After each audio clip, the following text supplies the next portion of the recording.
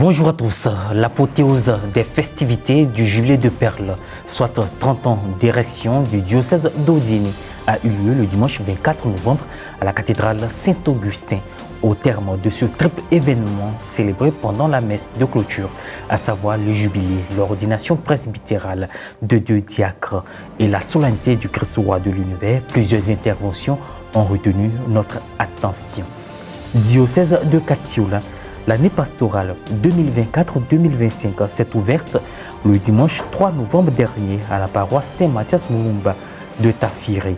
Ce moment a été favorable pour la bénédiction et l'envoi en mission des responsables de mouvements, associations et groupes paroissiaux.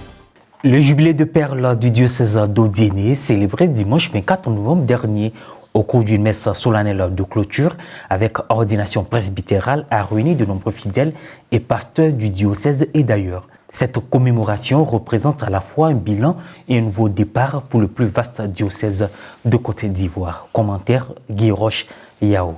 Le diocèse d'Odiéné, dans le nord-ouest de la Côte d'Ivoire, a refermé son jubilé de Perles de création le dimanche 24 novembre par une messe présidée par Monseigneur Mauricio Rueda-Bells, nonce apostolique en Côte d'Ivoire. La communauté chrétienne a exprimé son action de grâce à Dieu pour la vie de ce diocèse ivoirien, érigé le 19 décembre 1994 dans une zone à majorité musulmane et qui continue sa marche au-delà de plusieurs défis et difficultés. Je salue en cela la présence gratificante de leur Excellence, Monseigneur Maurice Conan Kwasi et Jean-Salomon Le Soutier, respectivement premier et deuxième évêque d'Odiéné.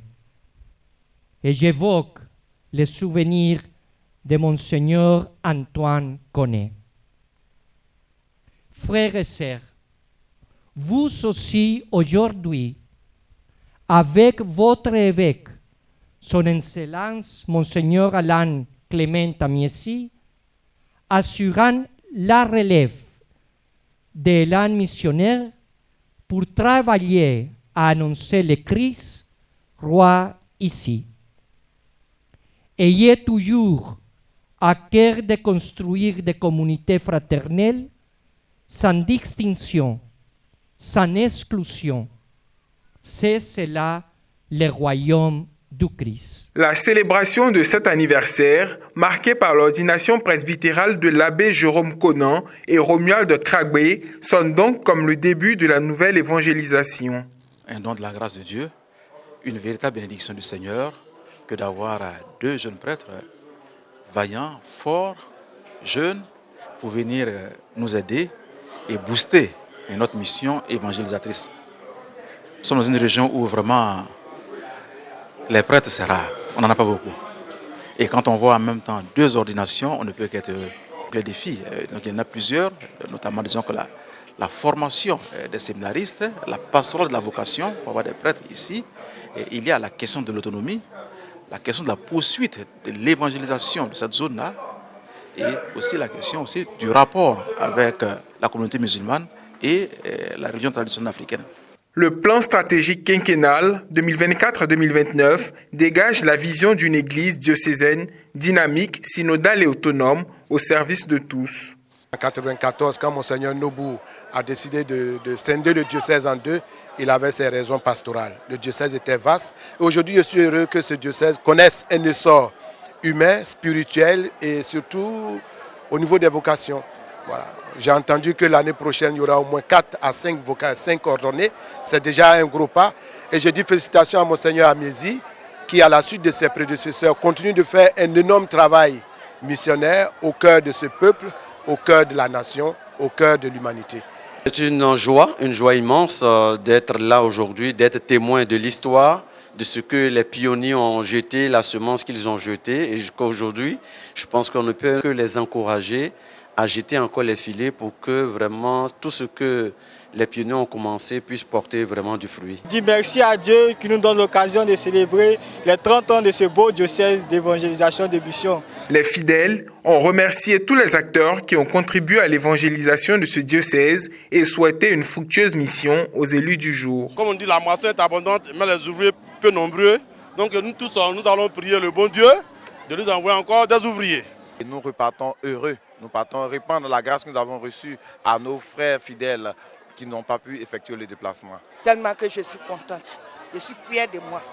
Que la grâce de Dieu soit sur cet enfant. Que Dieu verse son sang sur l'enfant, sur toute la Côte d'Ivoire, sur la paroisse même qu'il a vraiment honoré. Ce jeune-là que nous célébrons est pour moi toute la joie et toute la gloire au nom du Seigneur.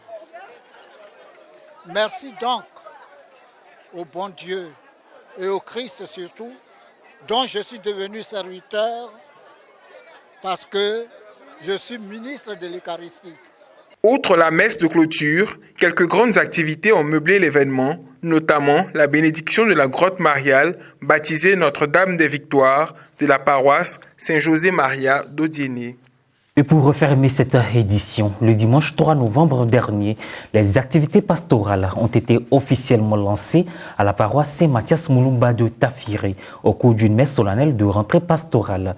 Elle a été présidée par le curé de la paroisse, le révérend père Félix Koulibaly, qui a également procédé à l'envoi en mission des responsables de mouvements, associations et groupes paroissiaux. Un reportage de Serge Alain Thiémon, correspondant diocésain de Katiola, commentaire Myriam Orsan Eno. Le dimanche 3 novembre dernier, l'année pastorale 2024-2025 s'est officiellement ouverte à la paroisse Saint-Mathias Moulumba de Tafiré, dans le diocèse de Katiola. En ce grand jour, les paroissiens et les fidèles chrétiens des communautés environnantes ont favorablement répondu à l'appel de leur curé, révérend père Félix Koulibaly. Au son de la fanfare, cette célébration a débuté par une procession avec les responsables de mouvement et les membres de l'équipe presbytérale. Le message de la prédication a porté sur l'amour. En effet, l'amour du prochain surpasse tout, comme en témoignent les dires du révérend père Félix Koulibaly. Aimer vraiment le prochain, il suffit d'être humble et attentif. S'il n'y a pas l'amour dans notre vie, cela ne sert à rien, comme le sel qui fait sa saveur. Nous ne valons que par l'amour et nous serons jugés sur l'amour. Aimer son prochain est le signe que notre amour pour Dieu est vrai. Saint Jean le dit bien clairement. Si quelqu'un dit « j'aime Dieu » et qu'il n'aime pas son frère, c'est un menteur. En effet, celui qui n'aime pas son frère qu'il voit ne peut pas aimer Dieu qu'il ne voit pas. Il a invité les fidèles à ne pas dénigrer les prêtres qui sont à leur service, mais à les aimer. À la fin de son exhortation, des fidèles se sont avancés vers l'autel du Seigneur avec des dons en vivres et non-vivres.